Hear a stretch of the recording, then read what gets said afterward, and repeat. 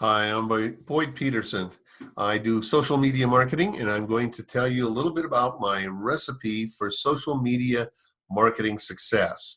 Now, of course, we're living in a time right now, and maybe you identify with this picture, of where we have to feel like we're really having to, you know, hide ourselves away from our clients sometimes. Well, I'm going to tell you how you can use social media to connect with more people, and that's what I'm going to do with this.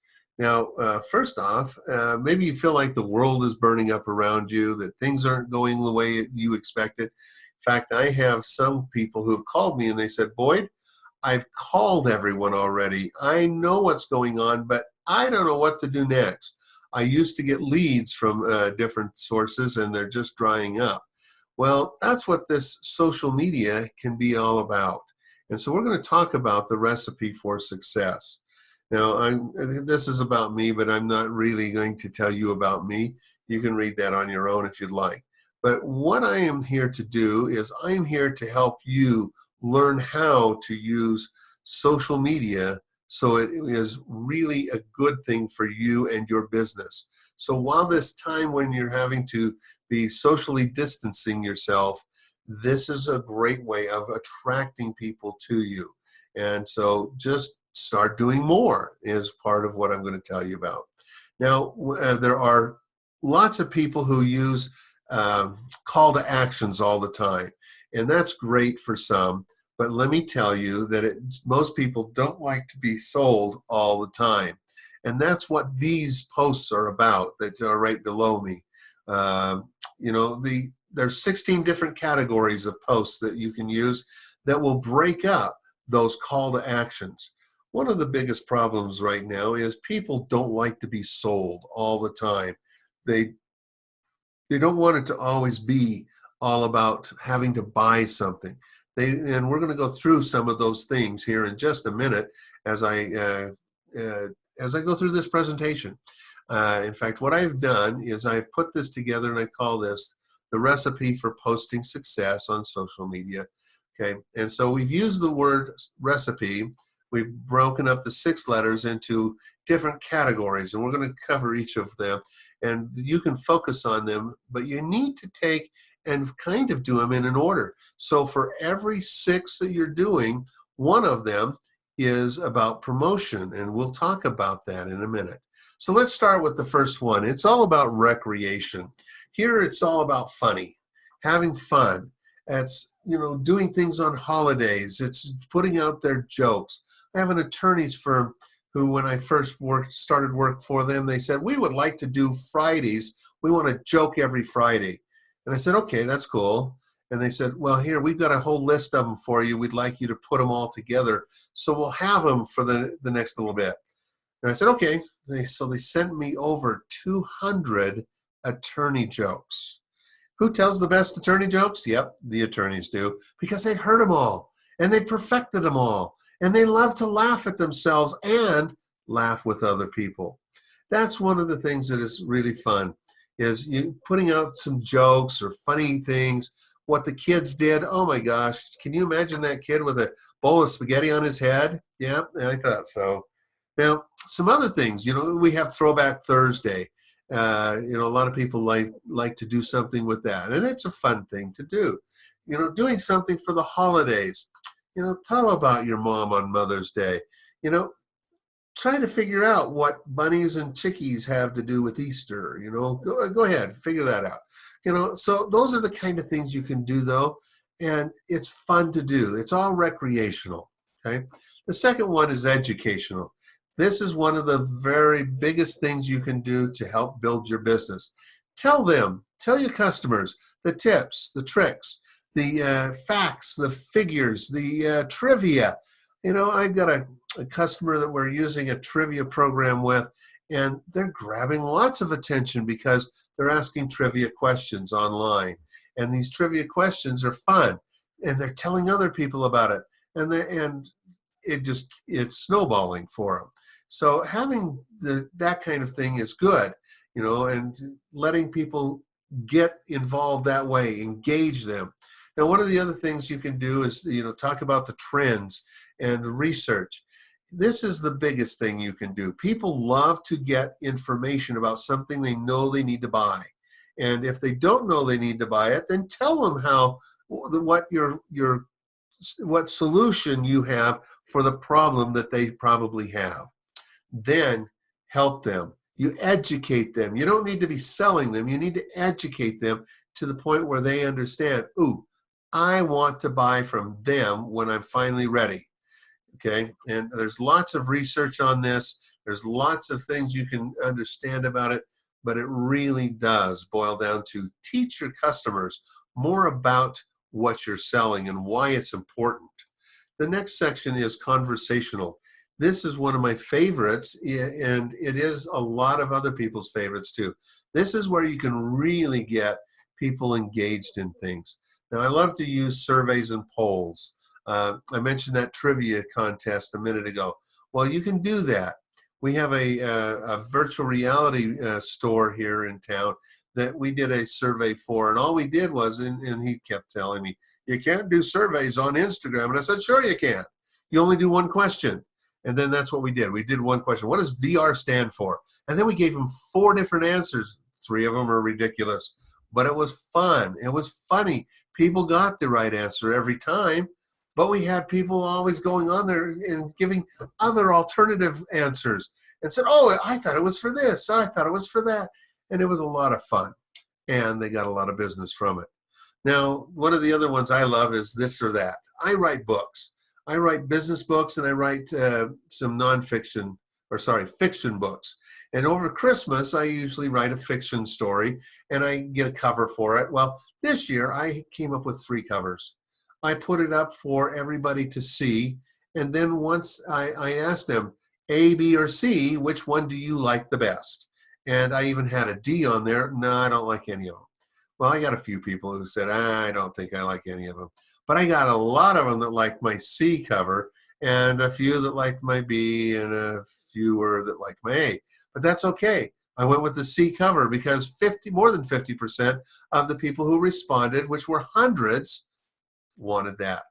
They thought that the C cover was great. Now, here's one of the other cool things about that is when I released that book, I had people already wanting to buy it because they helped to choose the cover.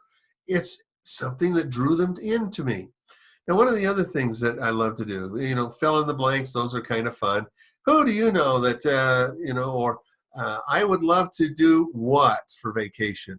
Those kind of things are fun to do, and they're always something that adds to the conversation.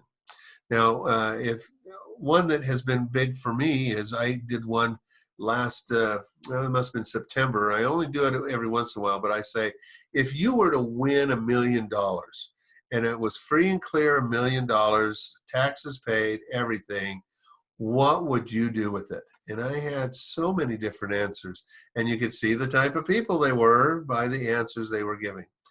But it gave conversation. And I was able to go in and say, that's an interesting thing to do. Why did you choose that? And it continued the conversation. And it got it so that social media became social for me and them. Okay.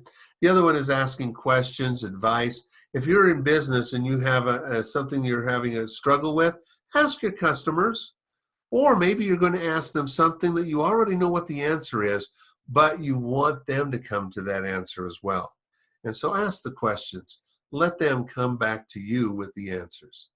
Now, the 4th one is inspirational. This is one that I really feel breaks up things. So it's using quotes. So whether you're looking at Brian Tracy or you're looking at someone that's passed away years ago, let's say Ben Franklin, they are still inspirational quotes. Use them. They don't really push the conversation along usually, but you get people say, ooh, I like that quote. I needed that one today. And that's when conversation starts. Now, other times it's just simply give them a good feeling about you.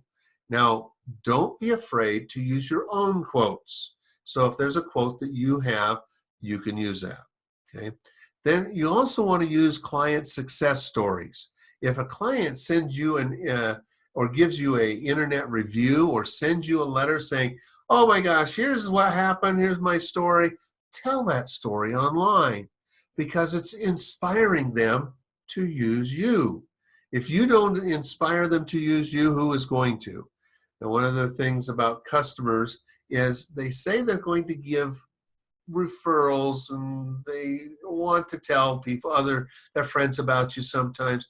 But you know what? The best way to do it is once they've told you, I always ask them, can I quote you on that? And then I use that over and over and over. It's on steroids that way. Okay, now a couple other things. The before and afters. Oh, these are fun. You know, most people think of, oh yeah, the big fat lady or the big fat guy, and then the skinny guy and the skinny lady. Let me tell you, it doesn't have to be just for the healthcare industry. An auto body shop. Yep, now you got it. An auto body shop had this really wrecked car, and then the next picture is, it looks like it was just about to drive off the showroom floor. It was that pristine. Well, that told a lot about that auto body shop. And now there's others that we've used. We did one where it was a paint company, and they had this shabby, really rundown house. And they came in, and the people were trying to sell it, and people were offering them $50,000, $60,000 below what they're asking for it. They had it painted, and it looks so good inside out. They did the paint job, and then when they went to sell it after they had done that, they got what they were asking for because now it looked that good. But the painting company is who was promoting this, that they could turn an ugly house that needed a lot of what looked like tender care, a quick coat of paint, and it was selling for $50,000 more. That's a before and after, a good before and after. There's lots of before and afters. I could tell you about a landscaping company. I could tell you all about all kinds of places, but you get the idea. Now, the other one is inspiring images, and you see these from time to time. I saw one the other day, and it's very inspiring to me. I'm in Utah, and we have, of course, several national parks here. Arches National Park is one of my favorites, and they had a big snow scene with Arches National Park and the delicate arch. And everybody's seen that, but you know, with the red rock, you always think of hot. Well, here's the snow all over it, snow on the ground, and it was a lot of fun. There's a lot of inspirational images you can get. You know, sometimes something that a kid does is inspirational. Sometimes it's funny, and that goes into that other one in recreational. But that's the key. Find images that will tell the story, tell an inspiring thing, because what you're trying to do is help people know, like, and trust you. But the other side of this is you need to educate, motivate, and inspire them to want to do business with you. Here's the inspirational side of it. Now, this next one is all about those call to actions. Now, not everything is call to actions, but a lot of it is. So let's look at this. I'm going to first talk about the hard offers. That's when you have discounts, offers, discounts that expire. So you have an expiration date, you have a discount, you have these special offers. You don't have to always have a discount to have an offer, by the way. I have a sandwich shop that I was working with a couple of years ago. And what we did was, when he first started up, he was doing the buy one, get one free. And then he went to buy one, get one for half price. But he then tried to just drop them off completely, and people stopped coming as much. And he came to me and he says, I don't want to have to give half of sandwich profit away every time. And I says, well, don't make it a sandwich of the week. And he says, okay. So his first sandwich is the Admiral.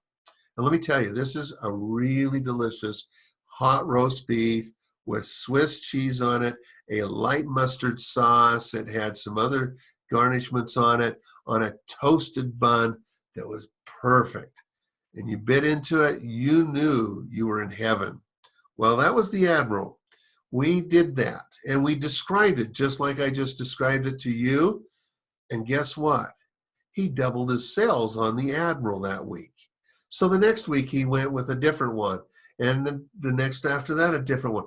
He found that he was all of his other sandwiches were staying where they needed to be, but the featured sandwich of the week was always double what it normally is. It did exactly what he needed. He didn't have to discount any longer. Now, he did run a discount when he had his second and third year anniversary. He did a dollar off, $2 off, something like that for each one of those. And that's kind of fun. But that was the hard offer. The soft offer is, hey, it's a sandwich of the day. Come enjoy. Find out more about it. Okay. The other thing that we found was with hard offers, they're great, but you've got to have the right hard offer.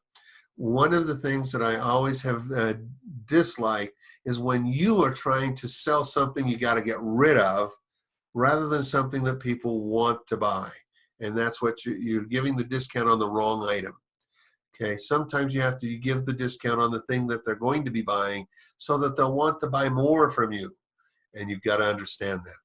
Now, live events and demos, these are really good things.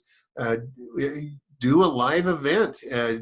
Use Facebook Live or YouTube Live or even Instagram TV Live. You can do all of those, and it really does work. It grabs all those people that are your friends or your followers, and it lets them know that you're doing a live event. Now, before all the lockdown happened, we were having customers who were using it for their grand openings. They'd do a live event for an hour, and they'd show the ribbon cutting, and they'd show people coming through, and they'd do it using a gimbal. They would take their phone all through their establishment, show them the whole thing. And they had hundreds of people who were watching that, and it worked really well. Now, another thing here is to think about is webinars and reviews. I use webinars extensively. I use seminars up until the lockdown. Now, how I used my seminars, though, was I would go and do a seminar and have people give me questions. And then I'd implement those questions into the next seminar, and so that they were answered before people would need to know about it. And after 4 or 5 different times of giving the seminar, I could then do a webinar and knew that I was only going to get some really out there questions, and that's about it. And that's worked out really well for me. Well, now I'm doing just webinars only because, well, I'm in my house and it's fun. But you know what? Do those kind of things. Do the trainings. And you don't always have to have an offer at the end. I'm not going to make an offer on this. So if you're expecting an offer at the end, I'm sorry. The only offer is you can get some of these slides for free. Okay. The last one is entrepreneur. So the last thing of your recipe for success is you do one thing of each one of these in those 6 categories, and then it's going to make it work. Now, on entrepreneurial, this is all about you and your staff and what you're doing. It's important because people want to do business with people they know, like, and trust. I've said that 3 times now. But it's important because people will do business with you if they know you. Now, let me give you an example of that. I have an auto mechanic, and the auto mechanic shop was doing employee of the month. And it started off, we did the owner of it first, and then we did one of the secretaries, and then we did one of the service writers, and then we got to this big burly guy who does the big things for him. And he's a good sized guy. I never want to meet him in an alley. But you know what? I was doing the interview and I said, so what's your hobby? What is it you love to do? I love to knit. And the owner is standing right beside me. He says, you like to what? He says, knit.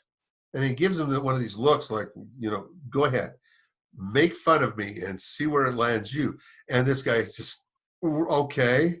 Well, then later the owner says, oh, don't put in that he knits. And I says, oh, yes, you want that in. He says, why? And I says, well, you watch. I'm going to put it in. It's going to be in on Thursday morning. And you watch over the next few days if somebody doesn't come in and say, oh, I want to talk to the guy who does the knitting. And he says, oh, I'm never going to get that. In fact, I may have people say, I don't want to do business with you because your mechanics knit. I says, oh, you have no faith in your mechanics, do you? Well, went out on Thursday morning. Friday morning, this gentleman came in. He's just kind of a scrawny guy, and but he's dressed really nice. And he says, I want to meet your knitting mechanic. And he says, well, he's in the back working. And he says, I'll wait. And he sits down. And so after a few minutes, the owner walked in back there, and he says, there's a guy out here that wants to talk to you, and he wants to, see you because you're the knitting mechanic. And so the guy climbs out underneath the car. He's got grease all over his hands, so he grabs a rag and he's wiping it off as he walks in.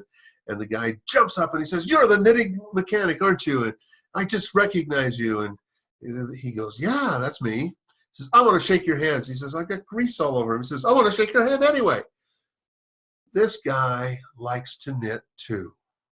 In fact, he knits gloves for the children's primary hospital for kids who are not doing so well. And the guy the knitting mechanic, he does hats. And he does them for the schools and others, but he was running out of places to send them to. Well, the two of them got together and they started making them, and they had other people who started contacting them saying, we're knitters too. What they do is they sit and watch a football game. They watch a basketball game and they knit while they're doing it. And they knit hats, they knit gloves, they knit scarves, and they were giving complete sets to the kids at the primary children's hospital here in Utah. They gave 500 sets over a few months. But you know what?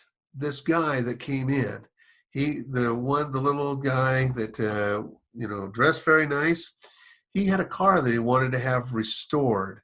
Well, it cost $20,000 to have that car restored, but they did it. And because they did both auto mechanic and auto body work, most of it was the mechanic that they had to take care of. But they ended up with a $20,000, $21,000 customer. But this customer kept sending people in, and he says, go in and ask for that knitting mechanic, and you'll get a great job done. That's what happened. Last time I talked to them, they had over $60,000 of additional work by somebody coming in and asking for the knitting mechanic. That's what this is all about. Know what tell about what your employees and what you like to do. People love to connect with people that have unusual things. Now, it's not so unusual for skiing and hiking and biking and all that kind of stuff. But when you get somebody who likes to, I had somebody who does model railroading. Oh my gosh, that's another group that will connect together. Jeepers, oh heavens, there's a lot of those Jeepers out there. If you don't know what a Jeeper is, look it up. Some of the other things you need to do is talk about your personal life. Tell them a little bit about what you're doing. Of course, the hobbies are great, but what else do you have? Do you have kids? Tell them a little bit about them. You don't have to give them all kinds of things, and you don't be posting every week of what you had for breakfast. Yeah, that's what some people used to do on Twitter all the time. Don't need to do that. Don't do it at all. You'll scare people away. But you know what? Tell them a little bit about it. I have a family with 6 kids. I have 3 sons, 3 daughters. That's my family. Tell them more about it. Tell them what they like, what you like about it. And it will bring people to you because now they're getting to know, like, and trust you. Now, one of the other things is let people know about your mission, vision, and value statements. If they don't know what that is, they're never going to be able to trust you as much as when you do. So tell them about that. Tell them in a video what that means to you, why you set this mission statement, why you set this value statement. Those are important for people to know. And the vision, here's my vision of the future.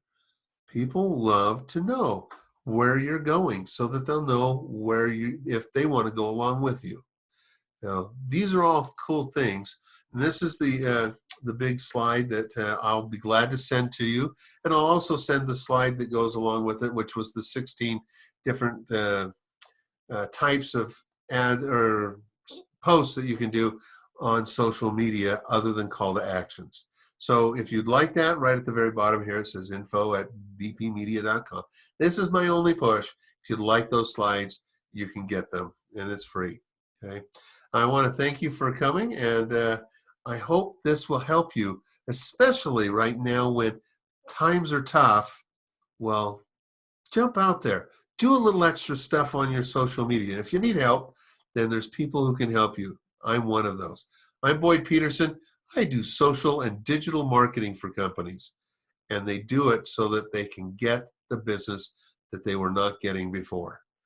Thank you very much.